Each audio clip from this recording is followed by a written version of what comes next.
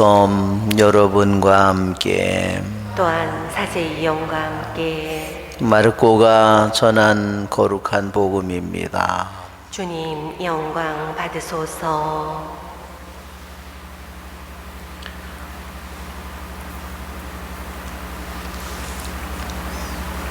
예수님께서는 5,000명을 배불리 먹이신 뒤 곧 제자들을 재촉하시어 배를 타고 건너편 벳사이다로 먼저 가게 하시고 그동안에 당신께서는 군중을 돌려보내셨다. 그들과 작별하신 뒤에 예수님께서는 기도하시려고 산에 가셨다. 저녁이 되었을 때 배는 호수 한가운데 있었고 예수님께서는 혼자 무태 계셨다. 마침 맞바람이 불어 노를 저느라고 애를 쓰는 제자들을 보시고 예수님께서는 새벽녘에 호수 위를 걸으시어 그들 쪽으로 가셨다.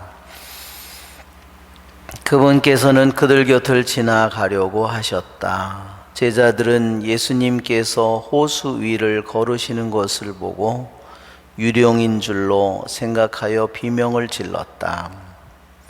모두 그분을 보고 겁에 질렸던 것이다. 예수님께서는 곧 그들에게 말씀하셨다. 용기를 내어라. 나다, 두려워하지 마라. 그러고 나서 그들이 탄 배에 오르시니 바람이 멎었다. 그들은 너무나 놀라 넋을 잃었다. 그들은 빵의 기적을 깨닫지 못하고 오히려 마음이 완고해졌던 것이다. 주님의 말씀입니다. 그리스도님 찬미합니다. 참 예수님,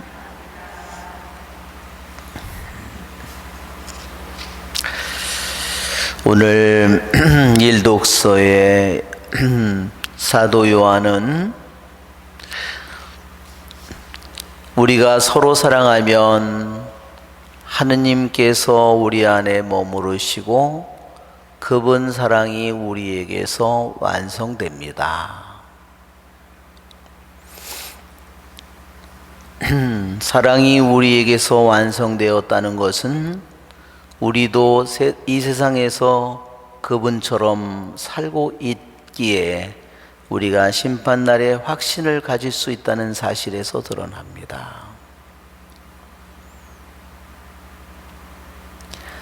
하느님의 사랑이 우리들 안에서 완성된다고 사도 요한은 얘기했습니다. 이 말은 하느님의 사랑이 우리 안에서 완성되지 않는 그러한 아직도 미숙한 상태에 있음을 전제하고 있습니다.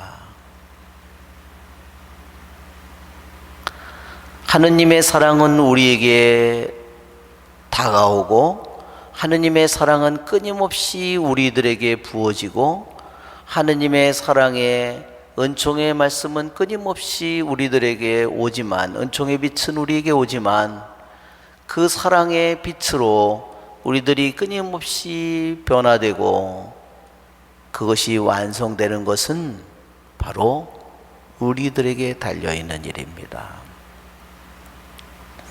마태복음 5장에 내가 완전한 것처럼 너희도 완전한 자가 되어라. 그 완전한 것은 무엇을 의미하냐면 여기에는 번역이 다를 뿐이지 완성되었음을 얘기하는 겁니다. 사도 요한은 하느님의 사랑이 완성된 것을 어떻게 아느냐? 우리도 이 세상에서 그분처럼 살고 있다고 했어요.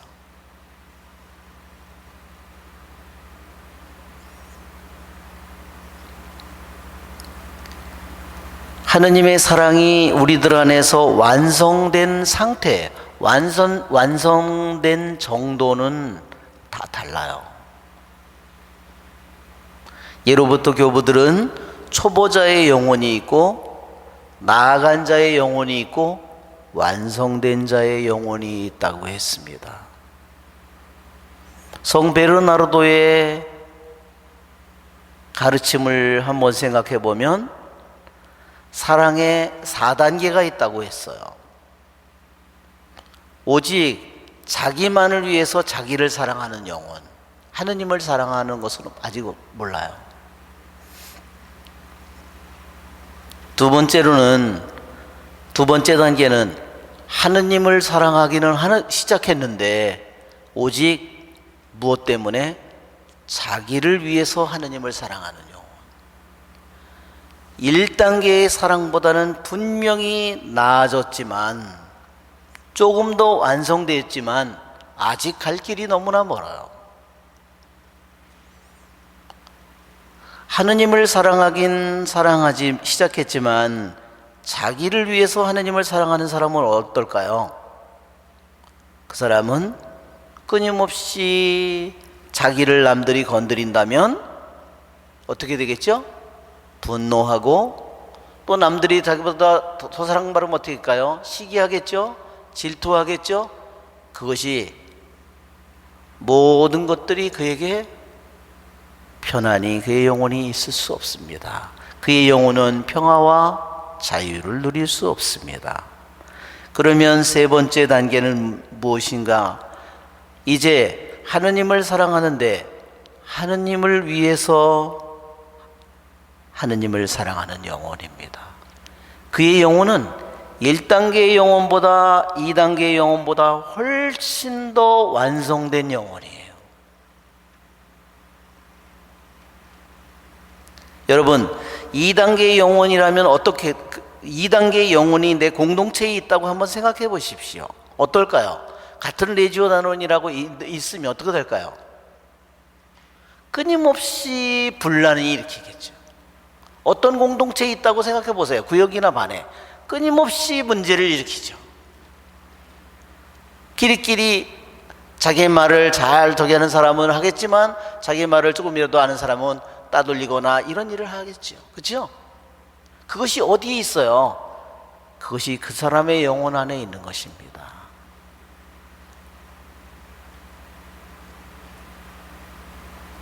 만일 3단계의 하느님을 위해서 하느님을 사랑하는 영혼이 되지 못했다면 그의 영혼 속에 어떤 모습이 나타날까? 한번 생각해 보십시오.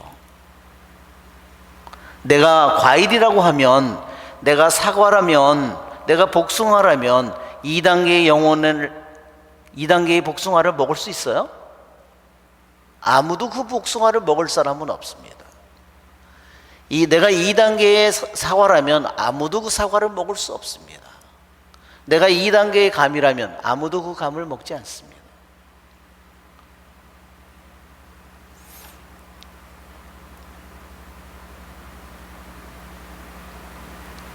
이 단계의 영혼이라면 어떻겠어요? 끊임없이 가족이든 공동체든 자기가 살고 있는 곳에서 끊임없이 사람들을 찌르고, 그렇죠?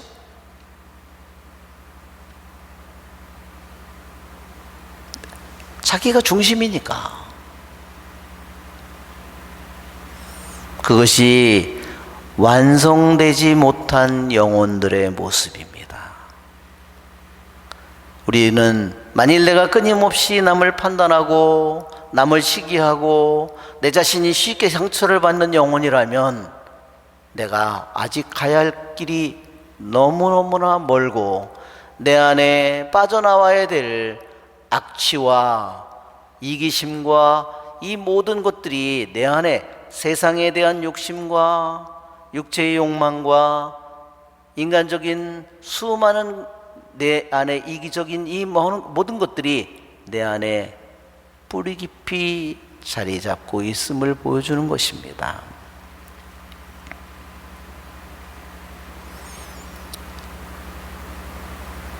사도 요한이 말한 것처럼 하느님의 사랑이 우리 안에 완성되었다는 것은 우리도 이 세상에서 그분처럼 살고 있는 것이라고 했습니다. 그분처럼 살고 있는 것은 뭘까요? 남을 판단하지 않는 사랑, 남을 용서하는 사랑, 이기적이지 않은 사랑, 그분의 말씀대로 순종하는 사랑, 그분의 말씀 앞에 자신의 모든 것을 거는 사랑, 그분의 말씀에 모든 것을 투신하는 사랑입니다. 오늘 예수님께서는 무리를 걸어서 제자들에게 한밤중에 다가가십니다. 시편 29편에도 주님께서 큰 물 위에 앉아 계시다. 큰 물 위에 앉아 계시다는 것이 무슨 뜻일까요? 그분은 이 세상에 아무리 큰 혼란이든 어둠이든 어떤 거대한 바다든 그분은 그 바다를 다스리고 그 바다 위에 그것을 다스릴 수 있는 좌정하시는 유일한 분이심을 보여줍니다. 이사야 6장에도 이사야 예언자가 처음으로 하느님을 보았는데 우찌야 임금이 죽던 해에 나는 높이 솟아오른 어좌에 앉아 계시는 주님을 배웠는데 그분의 옷자락이 성전을 가득 채우고 있었다. 그분은 바다 위에 앉아 계신 분, 바다 위에 좌정하신 분일 뿐만 아니라 그분은 영원으로부터 하늘에 좌정하신 분이십니다. 그분의 옷자락이 성전을 채우고 있다고 했습니다. 우리의 좋으신 주님을 찬미합시다.